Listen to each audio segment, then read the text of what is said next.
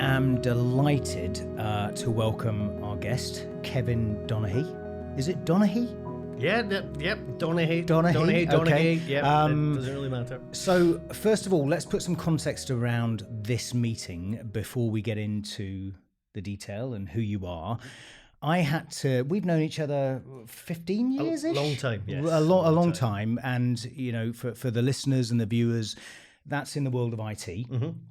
And, I think it's fair to say that we had pretty open access to each other. I could call you, you could send me an email, all that sort of stuff throughout those 15 years. And something's happened where I now have to go through agents and book appointments several months in advance. So I'm delighted to have grabbed you. I know your time's, precious. So sincere appreciation for that. But if you could now introduce yourself and give everyone a bit of a background, that would be great. Yes, of course. Thank you very much, Paul. And I'm very privileged to be here. I think the work that you're doing with you is amazing. And, I've certainly followed and supported where I can.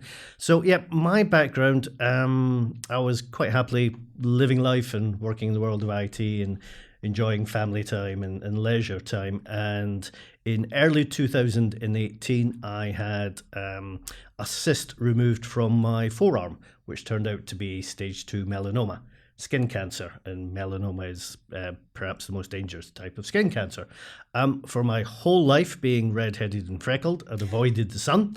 Hidden in corners, lots of factor 50, but somehow I managed to get melanoma. So thankfully, the Western General Hospital, they removed the tumour and they took a lymph node and told me that everything was fine, the cancer hadn't spread and I could carry on with life, which we certainly did. It was a great relief, obviously, to myself and my family and friends. Then 18 months later, due to a pain in my back, I ended up getting an x-ray and was then referred for a CT scan. And on Friday the 13th of December 2019, I met an oncologist who told me that I had stage 4 metastatic melanoma, which had spread to my spine and my lung. And it was life-limiting and it was classed as incurable.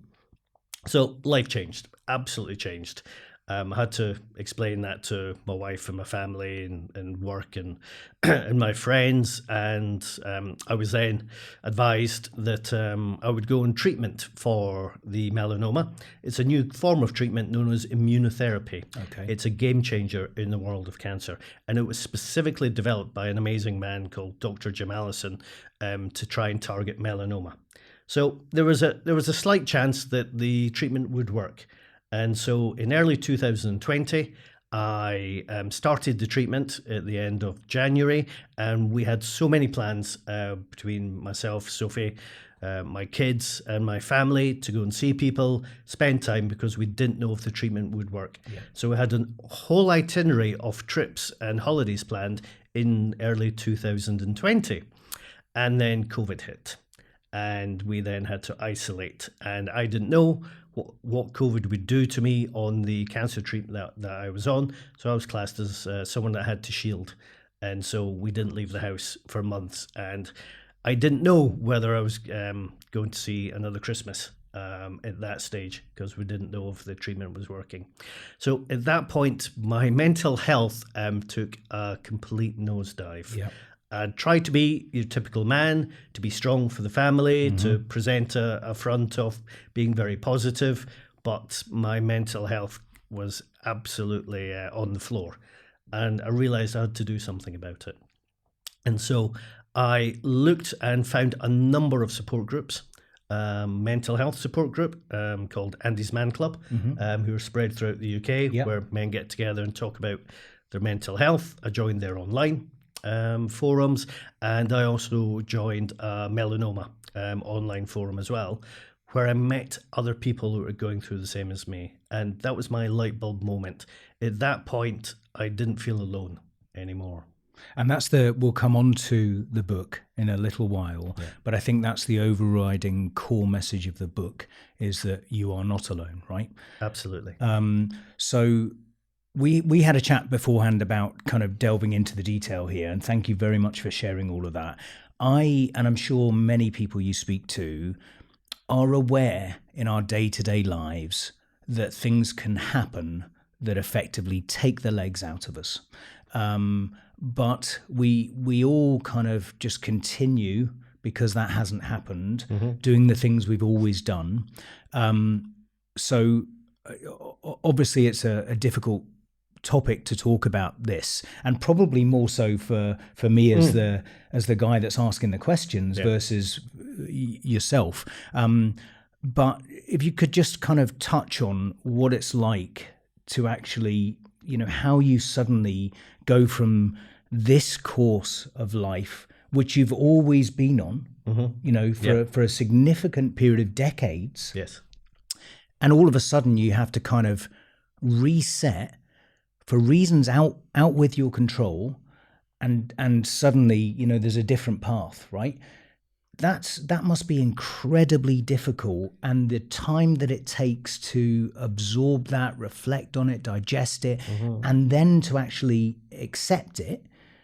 Just touch on that if you could. Yeah, certainly. The best description I ever heard of someone who'd had a cancer diagnosis was, it's a wrecking ball. You don't know which way it's going to swing and what it's going to hit. And when I was first diagnosed, you go into a state of shock.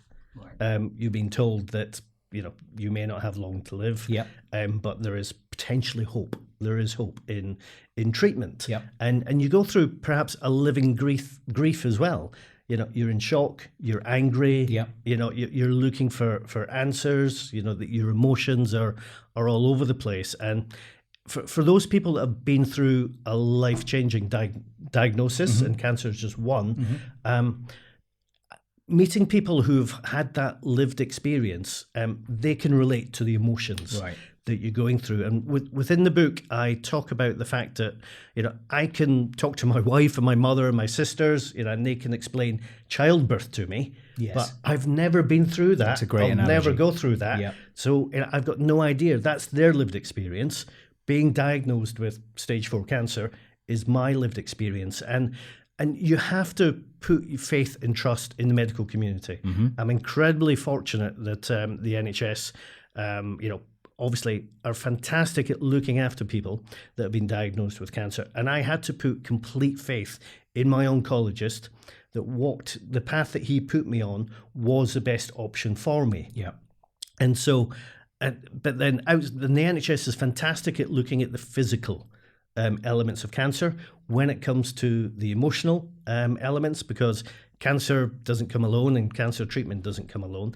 The mental impact is immense. I've never felt anything like that. And I know other people have not felt anything like that. And would it be fair to say that actually, the physical attributes of the illness are actually not as far-reaching or impactful as the mental impact of the illness? Is that fair in terms of really the moment? It really is, because I'm not in control of the treatment. That's down to the oncologist. It's down to the fantastic oncology nurses, the nurses in the local cancer centre that I went to. I go in, I get my treatment, I go home. But you are left with the mental impact it has on you and your family, for my wife, my kids, my mum, my sisters. And you, in essence, perhaps have to become the carrier of hope on behalf of them. So by being positive, by trying to fill your life with other things other than cancer treatment, people do look to you to perhaps be positive, and that can put a strain on. And I guess the objective there is to make sure everyone doesn't get dragged down into the mire, if you like. Those you love, especially, right? It's symbiotic in terms of the relationship. You're all looking to help each other there, right? You are, and you want to protect those people that you love, and they want to protect you as well. Absolutely. Good. Okay.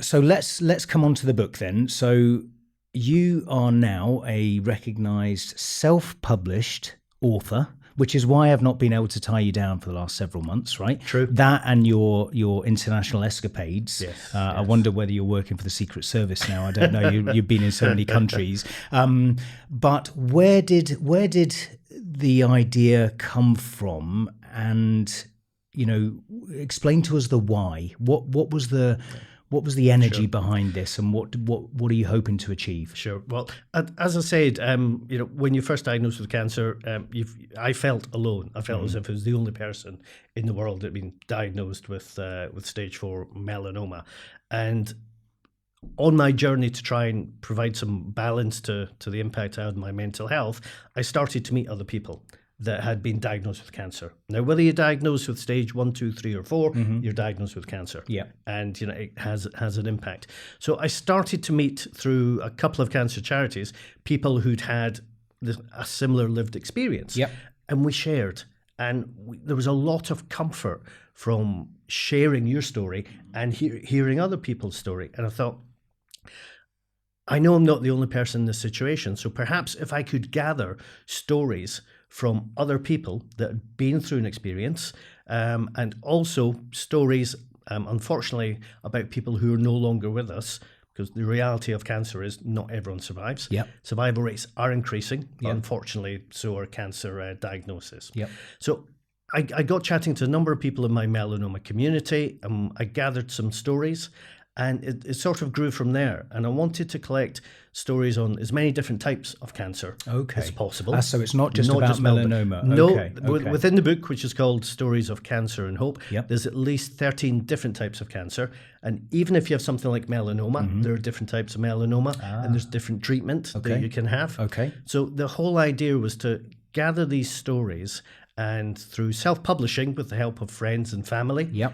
and sponsors who've been amazing, we've gathered 39 stories of cancer and hope.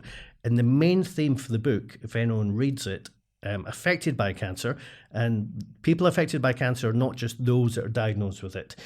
Your husband, your wife, your children, your parents, sisters, brothers, work colleagues, friends. It affects everybody, cancer. Once you receive a diagnosis. But the whole theme when you read the book is that you're not alone. There are other people that have felt the same, that have expressed perhaps desire, hope, emotions that you might be able to relate to. Yep. And that was why I wanted to publish this book and try and get it into as many people's hands that are affected by cancer. Fantastic. I'm humbled by it in a way, and I wonder whether you've been able to step back, and I'll explain that. So, I recently completed an ultra, and I put that on some social media platforms, which is a big achievement for me and something I'd been building up to. But I think it was yourself, Kevin, that had put a note next to it saying, or reflecting on going through adversity. And I went through kind of business adversity, as we know, but going through adversity in general makes us appreciate the simple things in life. Yeah. So I wonder why I'm asking the question around, the book is clearly around cancer. It's absolutely phenomenal. You've got 39 different stories in there. Yes. 39 people's experience of the diagnosis, and I assume a whole raft of coping mechanisms and impact that had on their individual lives. But when I talk about stepping back, is this also a book about reflecting on life and perhaps looking at it in a more appreciative way, or trying to kind of give that lesson to everyone? And have you thought about it in those terms? I have. The unfortunate statistics these days is that 50% of us will be diagnosed with cancer at some point in time. 50%, and that's growing, unfortunately, for a number of reasons. This book is universal. Anyone can read it, whether you've had cancer or there's someone that you know has cancer. And someone did ask me, is this perhaps a manual to prepare you for cancer?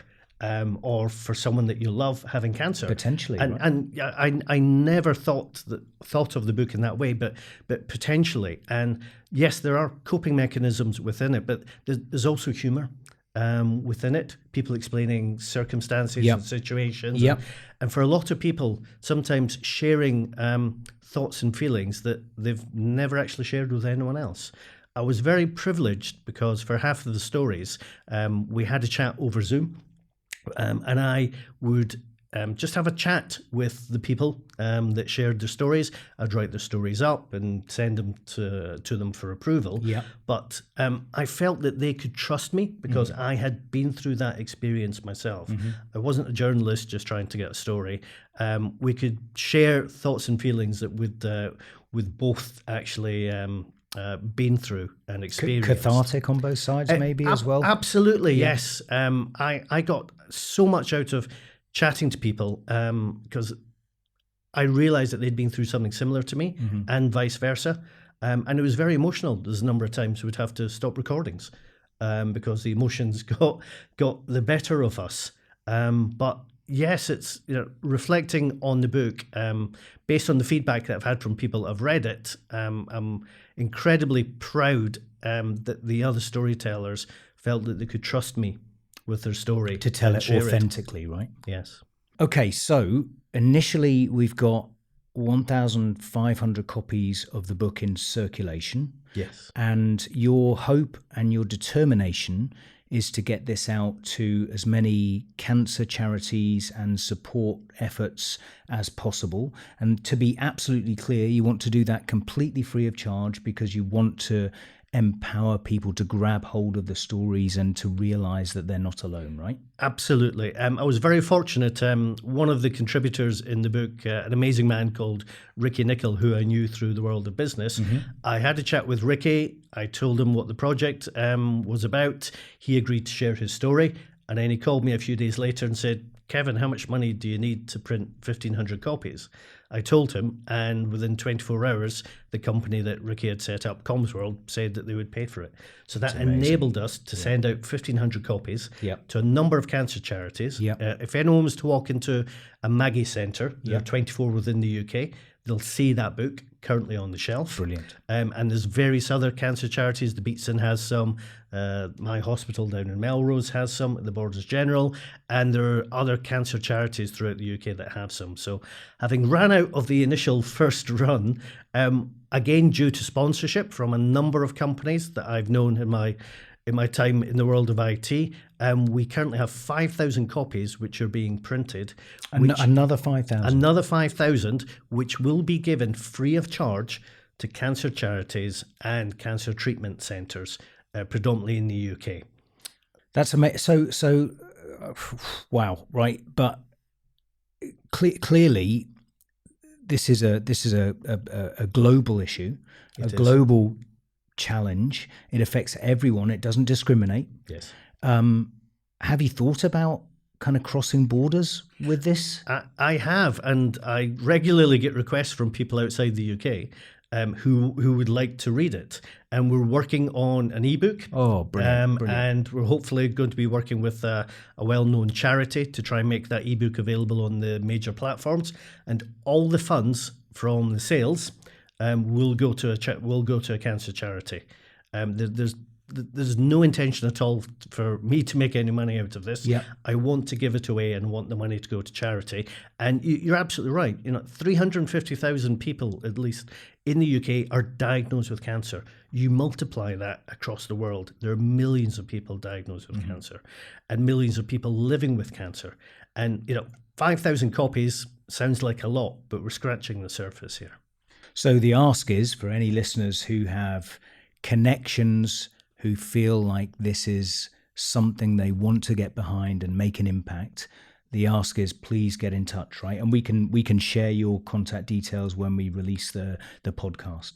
Absolutely. I'm quite privileged. Out of the 5,000 that we're printing, 2,500 are already allocated to cancer charities and treatment centres. And as I mentioned, there's a number of different types of cancer that are covered in this book.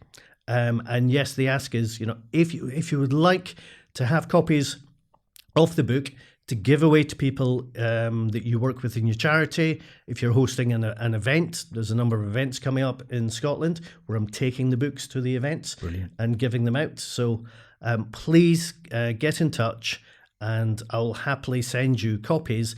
And then I'm hoping once those 5,000 run out, We go I can again. attract some more sponsorship. Yep. And we perhaps publish 10,000, 15,000. Yep. Because cancer diagnoses are not stopping. Have you thought about a roadshow? Have you thought about taking the message out there and talking about the book? So almost two birds with one stone scenario, where you're raising awareness and the profile, because I just think it's phenomenal. I'll probably say that 18 times during the podcast, but I think it's a phenomenal thing to do. And it's just about raising awareness, because it's not just raising awareness of the impact, and it's a hugely positive impact. It's raising awareness because I'm sure that people will want to contribute in some way to this, right? That it's a good thing to do. Yeah, it is. Well, funny you should mention that. Just today, I've been invited to a cancer event in Glasgow at the end of November, and we will be giving the books away to various charities, people involved in the oncology world. Yes, it's a fine balance just now between working. Working on the book as well, promoting that, and spending time with family and friends. I have to try and get a good balance with that, Paul. Understand. And I love the look, by the way, because I'm very unbalanced in that regard. So I love the look. So let's touch on the difference then, that pivot on the kind of the old Kevin life versus the new Kevin life. Yeah. And how has that manifested itself? How has it changed it? Because it from the outside looking in, actually, it's been largely positive. So I'd love to talk about that and how it's impacted. Yeah, certainly. Well, once the cancer was under control and the other health issues which I had, because cancer treatment does bring a few other health issues with it. Right. My wife and I decided that we were going to change our lives. My wife had a very successful gift shop in the town that we live in. We decided to sell that. I was returning to work, but I decided I didn't want to work 5 days a week, and I've managed to pick up work. You didn't want to work 5 days a week, Kevin? I don't want to work 5 days a week. No, not at all. So we have rebalanced our life, and it's very strange looking back. The situation that we're in now, thankfully, things are under control for me. We're in a better place physically and mentally. Great. And we're now living perhaps a more fulfilled life. And the strange thing is that probably wouldn't have happened without cancer. So cancer has actually had a positive impact on our lives. And this is a really pertinent point, because then you get into thoughts, certainly, and reflections around quality versus quantity, or longevity of life. And there are many, it's often talked about, because let's face it, diagnosis or not, we all perish. Right, we all go. Every single one of us. We have a sell-by date. Yeah, we have a sell-by date, and we don't know when that's going to be, and it could be cancer, it could be something else, but we all disappear. And often there's not. I think too much of society doesn't act until there's a catalyst moment, right? True. And you hear stories time and time again where people reach that end for whatever reason, and they look back and they regret a lot of things, right? So on your point around fulfillment of life, and the fact that wouldn't have happened without that diagnosis, it's really quite it's an incredible statement to make, isn't it? It is. And I remember years ago in the early days of working, I had a fantastic boss. I think we all have an amazing boss at some point in our lives. And they say to me, he says, Kevin, I'll guarantee you, when your time has come and you're lying on your deathbed, you'll never say, I wish I'd spent more time at work. Exactly. And we can't buy time. No. We know that. So yes, there are usually those catalytic moments in your life that makes you, perhaps rebalance, reassess. And I was one of those people. I was quite happily, floating along, enjoying life. You absolutely were, just like me. Yes, yeah. Until this happened, but the simple things in life can give you the most pleasure. For me, walking on a beach with my wife, walking up the side of a hill, and just sitting and taking things and taking that moment. Yep. That gives me immense pleasure. Chatting to other people that have been through something similar, and the amazing cancer charities and support groups out there that are giving help and assistance to people, that gives me immense pleasure. There's nothing I enjoy more than meeting and chatting to people, and they tell me their story, I tell them my story.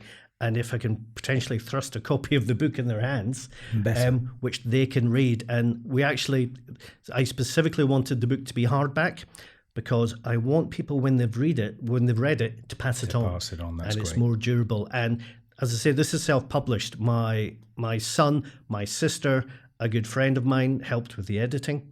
An amazing friend, Derek Watson, pulled everything together for the publication.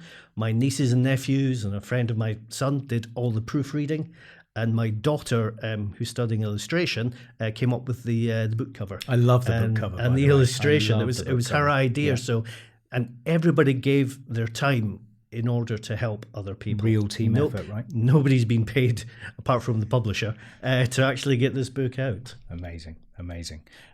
So on the balance then, are you in a position now where you're comfortable that you're in control of all of that, or do you still have moments where you go, oh, I'm slipping back into old habits? I mean, how is it for you now? Are you strong in terms of being right behind that new balance? I am, and my wife does a fantastic job to make sure that I am. I could spend hours and hours, on the book and similar projects, which gives me an immense satisfaction. But I think I have a good balance. But as we know, life will throw things at you. Absolutely. My cancer is currently under control. I'll always have it. I'm conscious that every 6 months when I go for the scan and the scan anxiety kicks in, that the oncologist might tell me something I don't want to hear. Yeah. I think I have a good balance. But there's always things that pop up in your life, positive and negative. And for me, having that amazing team of people supporting me through what I've been through, I know there's people I can call and just chat to and share things with. In terms of the future, yes, and clearly acknowledging that there's this, I love the term scanxiety. That's, that must be, again, not you can't make light of that, because that must be a really challenging time that's in cycles, right? And I can't, I can't imagine, but so far so good, right? Yep. So far so good. But in terms of what the future looks like, have you got, goals, bucket lists, tick lists, ambition, what does it look like? Or is it actually kind of, the one day at a time scenario? Yeah, of course. Yeah, good question. We certainly made the decision when everything was under control that we wanted to do things. So Sophie and I we'll head off. We'll have holidays. We'll go and visit friends and family. Every month we're doing something. We've got something planned. We usually plan it in advance. We've just come back from the holiday of a lifetime in Canada, and the decision was, wasn't a bucket list. It was more of a fuck it list. Love it. Where we're going to do everything. Yeah, that's brilliant. And we did. Brilliant. We had an amazing time. And certainly in the back of your mind, you're always wanting to make memories. You're always wanting to make the best of everything, and you want to make memories for other people. Mm-hmm. So friends, family, doing stuff with our kids.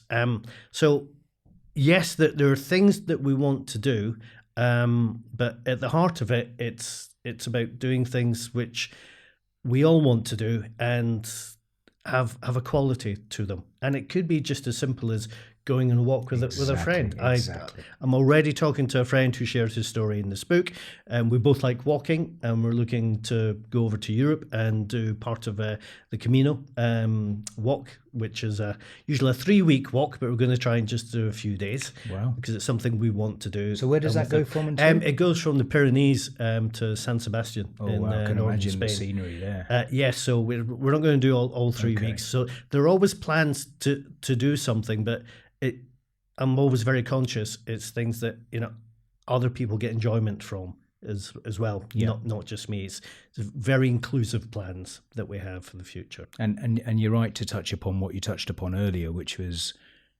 the most, certainly in my own experience, the most satisfaction and fulfillment you can get are from the simplest of things. It really is. And people, like you said earlier as well, people can tell you that until they're blue in the face, but you have to understand it. You have to actually feel it before you realize it, and therefore can take any action.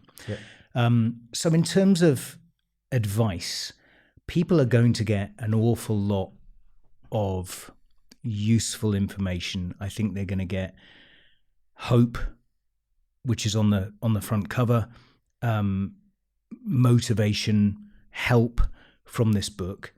But from your own experience, are there things that stand out for you along that journey that you'd offer and prefer advice to anyone that is, whether that's the person diagnosed or their external relationships? Absolutely. And this is based on my experience of trying to do this myself. Don't do it alone. Right. There are so many amazing groups and individuals, even just through social media. You can find support groups and people that perhaps are going through something similar, have gone through something similar. Yeah. A life-changing diagnosis like cancer is a very heavy burden to take. So don't try and do it on your own, whether you're the person diagnosed with cancer or you're supporting someone diagnosed with cancer. There are other people out there, and you'd be amazed at the level of support and love that you'll find if you try not to take this on your own. Is it obvious where to go to reach out for that help, do you think? Because again, pre-diagnosis, you're not going to be thinking about that, so you don't know the mechanisms and the structures and the community that exists to help. So how easy is it to find your way through that? Certainly in my experience, when you're diagnosed with cancer, you're given information. Right. It takes a while for that to sink in because you're in shock, first of all. Yeah. So if you go and see an oncologist, don't do what I did and go on your own.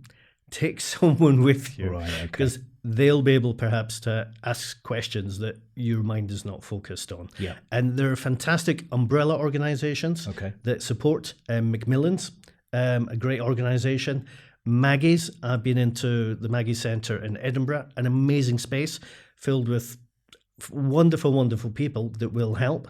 So there are amazing umbrella organizations, but then there are other charities set up to help you specifically deal with the type of cancer that you have specifically. So there are so many different types of cancer, but again, they can be found online, and they're there to help you and your family and your friends. But the main advice is don't try and carry this burden on your own.